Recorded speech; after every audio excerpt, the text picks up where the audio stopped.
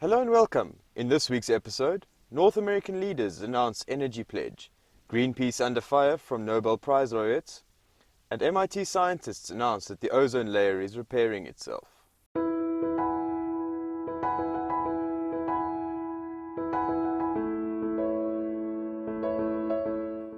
The leaders of the United States, Canada and Mexico are pledging to have their collective countries produce 50% of their power by 2025 from sustainable clean energy sources. The leaders of the three countries took this pledge during the 10th North American Leaders Summit held in Canada this year.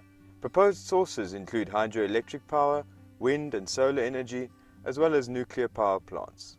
Canada already produces over 80% of its power from clean sources. Around 33% of the US's power comes from clean sources, while Mexico's clean energy production stands at less than 20%. Brian Dees, a senior advisor to Obama, says that it's an aggressive goal, but for all three countries, one that they believe is achievable. 107 Nobel Prize laureates have signed an open letter addressed to the activism group Greenpeace earlier this week. The signatories include global experts in physiology or medicine, chemistry and economics. The scientists have accused Greenpeace and other organizations of misinformation and ignoring important data regarding genetically modified crops.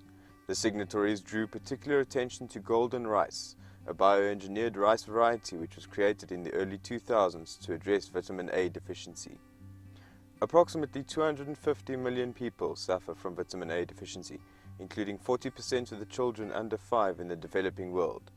VAD is also the leading cause of childhood blindness, affecting up to 500,000 children each year. Half die within 12 months of losing their eyesight. Golden rice includes a supplement of organic beta-carotene, the most common amongst a range of nutrients known as carotenoids, which are the primary source of vitamin A.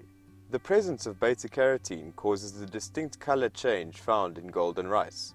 The same chemical also makes carrots orange.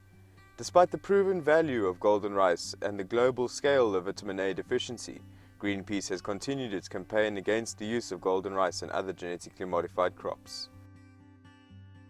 Scientists at the Massachusetts Institute of Technology have documented what they are calling the first fingerprints of healing of the Arctic ozone layer.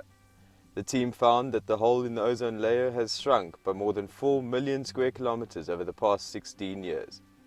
The healing of the ozone layer is largely thanks to the 1987 Montreal Protocol on substances that deplete the ozone layer, an agreement which called for the discontinuation of harmful substances such as CFCs and halogens, which were commonly used in refrigerators, aerosol cans and dry cleaning agents.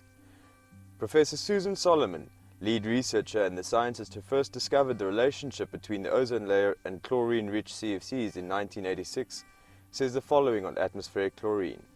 It has a lifetime of about 50 to 100 years, so it is starting to slowly decay and the ozone will slowly recover.